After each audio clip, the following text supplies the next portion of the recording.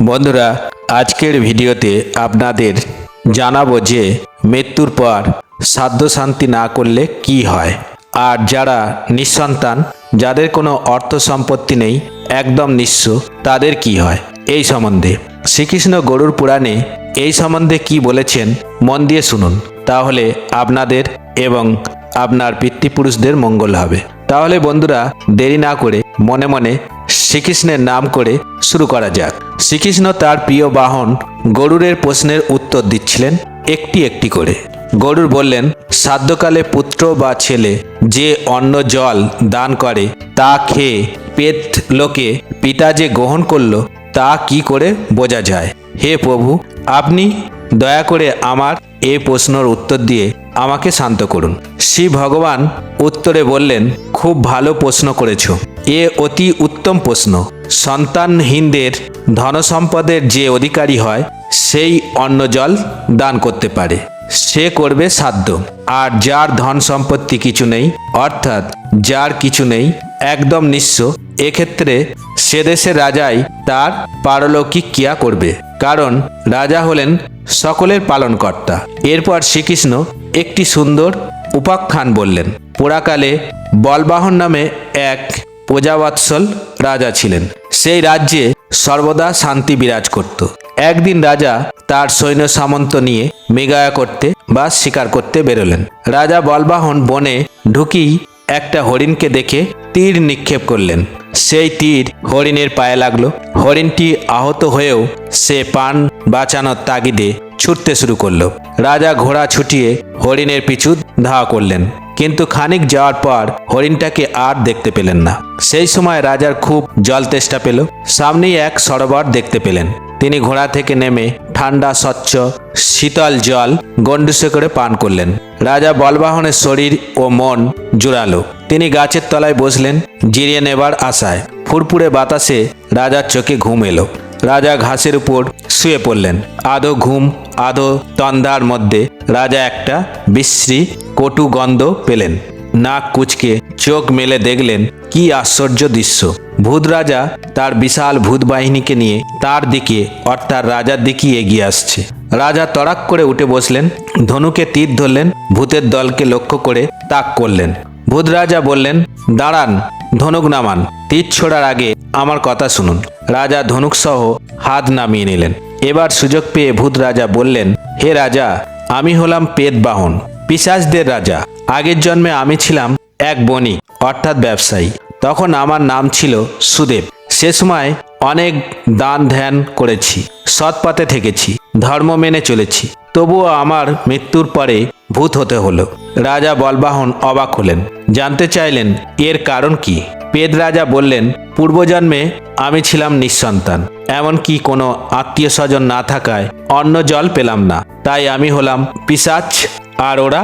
রাজা ভূত বাহিনীর দিকে চোখ তুলে জানতে চাইলেন। ভূত রাজা বললেন, ওদের অবস্থাও আমারই মতো।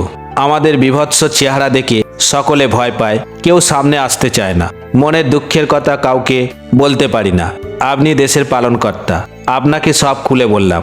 দয়া করে আপনি আমাদের জন্য পিণ্ডদান করুন, আর ষাঁড় দান করে শ্রাদ্ধাদি অনুষ্ঠান সম্পন্ন করে দয়া করে আমাদের উদ্ধার করুন।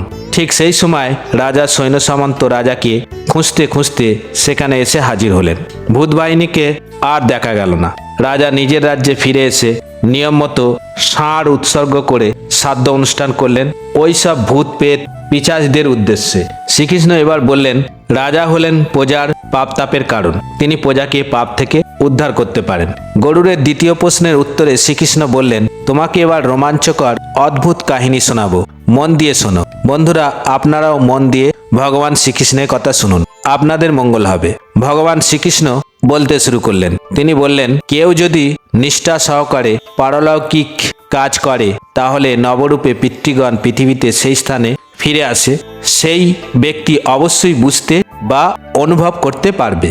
যেমন পিতৃসত্য পালনের জন্য রামচন্দ্র ভাই লক্ষ্মণ ও স্ত্রী সীতা দেবীকে নিয়ে বনবাসে গিয়েছিলেন। কিছুদিন পরে ভাই ভরতের কাছ থেকে জানতে পারলেন অযোধ্যা রাজা ও তাদের পিতা দশরথ মারা গেছেন। রামচন্দ্র বউ ও ভাইকে সঙ্গে নিয়ে বনেতে অশৌচ পালন করলেন। তারপর বিধি মেনে পিতার উদ্দেশ্যে অন্ন জল দান করলেন।